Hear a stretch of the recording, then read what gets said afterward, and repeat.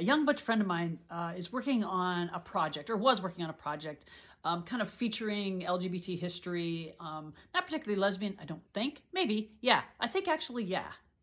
A lot of, anyway, reached out and said, hey, I need some photos. So while I was looking for photos, and I'll tag the page for the project on here because I think it's going to be ongoing. I was looking through books and books of old kind of LGBT history stuff, and I came across this. And this is an interesting piece of very Gen X and LGBT plus history. This is a community spirit card. So back in the day, there was no cell phones. If we wanted to, and so on our home, we had a landline. There was no cell phone. You could choose to add long distance. So if you just had a local phone line, you could only make local calls unless you called a particular number, and then you would have to pay an upcharge to make that phone call. Or you could add a long distance line, in which case you would just get billed for that. Credit cards over the phone were just not common. So this company, it was called Community Spirit. This is probably 91 to 94, 95. I'd have to look up the exact. But Community Spirit marketed specifically to the LGBT community. So this was my long distance card. It allowed me to make long distance calls when I was traveling, St. Louis, Kansas City, but it also was just my home long distance card.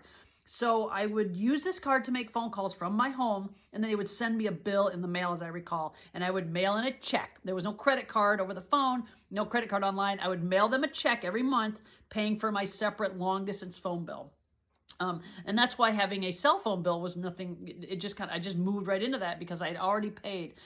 Now this was purported as we're supporting our own community. So this was LGBT money going back into LGBT companies. This company also, I think, eventually had a credit card, if I'm not mistaken.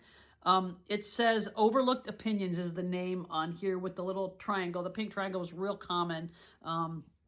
As a symbol of the LGBT community. So I'm trying to remember, I believe these guys were purchased by somebody. Now you could also get card from like AT&T, or I think any of the larger, I think Bell or whatever, they all had a card, but this, we were really big about queer money, staying in queer spaces. So we would stamp our money like lesbian money, lesbian money. I have a purple stamp somewhere where I would stamp all my dollar bills, lesbian money, lesbian money, lesbian money. And this was another way to keep our money in the community. Now, like any corporation, I'm not sure how much of that money actually stayed in the LGBT community. I don't know much about, but I do know that we tried very hard to keep our money to help our own causes.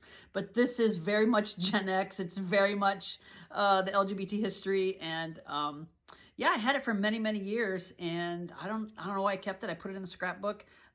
But there's the history of Community Spirit, which again, I think they also became a credit card, but this is my long distance phone card that I had for many years.